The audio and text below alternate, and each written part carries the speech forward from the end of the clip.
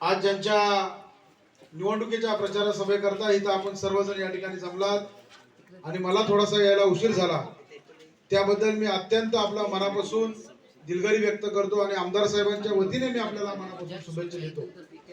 कारण की शरीफ भाईचा फोन आला आणि मी मगाशी चांदोऱ्याला होतो आणि चांदोऱ्यावरनं खाली येत असताना त्यांचा फोन आला की शेठ तुम्ही या परत. तुम्ही महाडला गेलो होतो आणि महाडची ती सभेला पोहोचलोच नाही, तुम्ही तसाच परत इकडे आलो.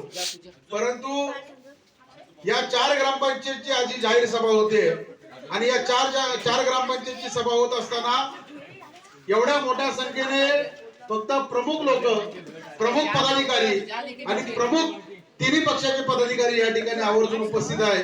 यातच भरत शेठचा विजय हा निश्चित आहे.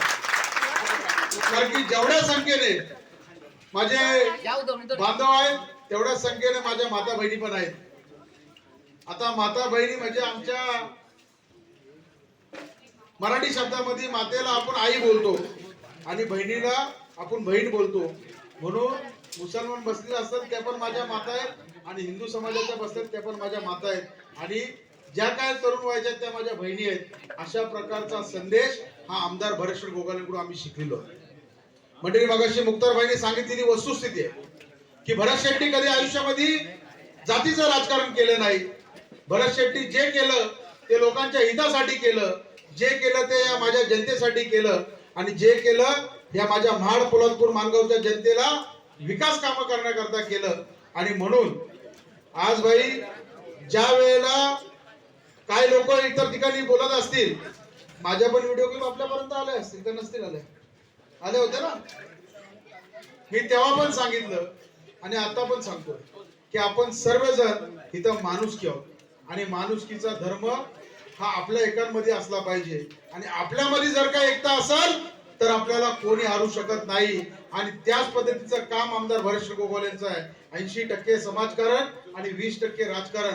आम्ही कधी 80% राजकारण केले नाही, आम्ही नेहमी 80% समाजकारण करत आलेलो आहोत.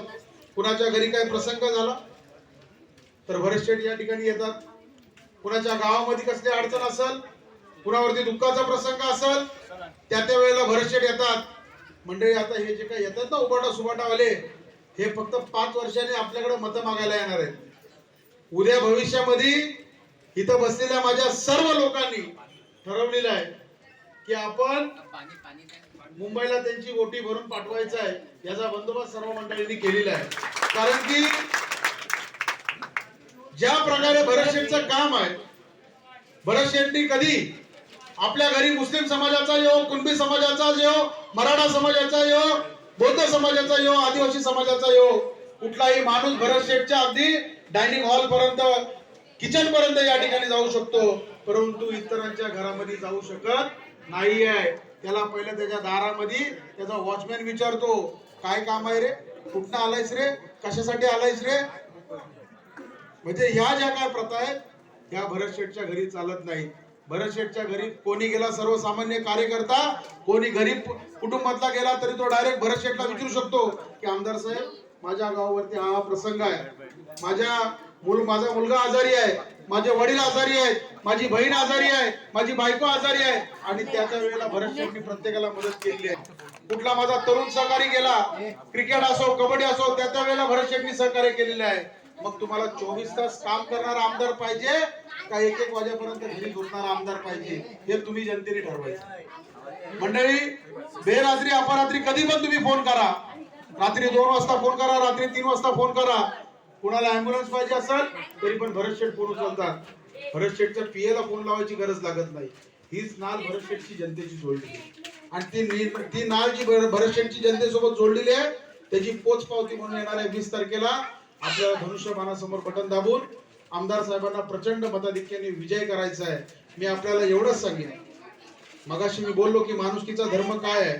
मुक्तारभाई आपण जे रामाचा उल्लेख केला, जो अल्लाहचा उल्लेख या ठिकाणी केला, माझं म्हणणं एवढंच आहे की हरा है अल्लाह का, हरा है अल्लाह का, भगवा है भगवान का, सफेद है ईसाई का, इसमें ही बना है तिरंगा अपने हिंदुस्तान का.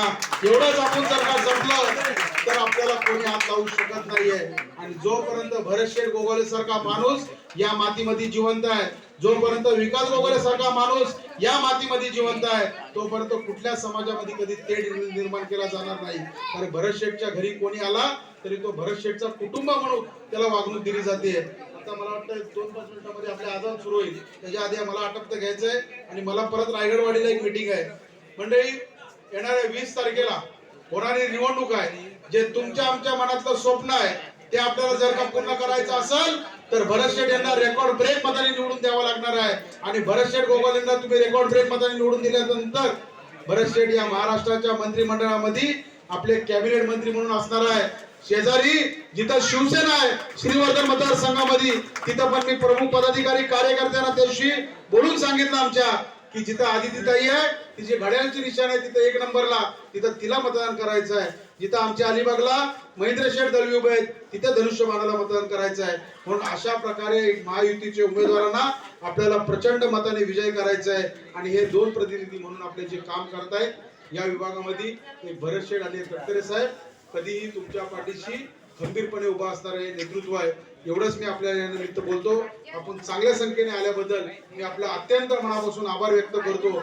आणि आपल्याला येणाऱ्या 20 तारखेच्या निवडणुकीला 2 नंबरचं बटन दाबून आमदार साहेबांना प्रचंड मताने विजय करायचा आहे. आपली निशाणी, जोरात आवाज पाहिजे. आवाज कसा पाहिजे? आपली निशाणी. जय हिंद.